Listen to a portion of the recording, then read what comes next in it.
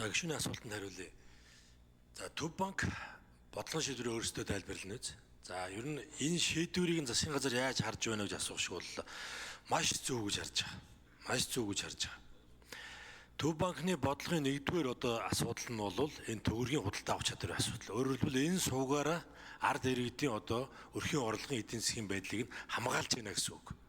Зээлийн хүү 3 4 дахь асуудлаа гэж үзжээ энэ удаа. Ер нь макро бүх үзүүлэлтүүдийг нэг дор бүгднгийн эерэг барих онлайн бол практик ямар ч боломж байдаггүй. За бид өрхийн орлогыг дэмжиж нэг цалин бүх юм нэмлээ төсөв дээрээс. За энийг дагаад хэрэглээ нэмэгддэг. Хэрэглээ нь хаана очиж суух вэ? Манайх дотоодын үйлдвэрлэл бага учраас импортын дээр очиж суудаг. За энэ нь ханш нөлөөлдөг. Эргээд инфляцид нөлөөлдөг. Дээрээс нь олон улсын гадаад худалдааны байдлуудыг биднээс шалтгааллахгүй.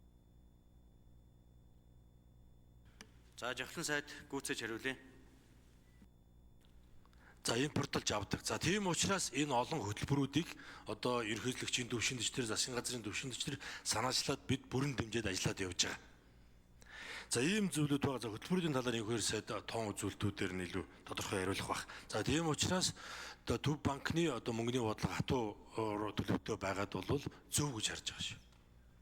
Харин тодорхой ямар хугацаанд хэрэгжих вэ гэдэг нь энэ олон хөтөлбөрүүд одоо үйлдвэрлэлээ бид яаж хамгаалах вэ, яаж сэргээх вэ, энэ олон том мега төслүүд маань хэр хэмжээнд хурдан эргэлтэнд орж өгөөж өгөх үү, энэ бүхнээс л шалтгаална.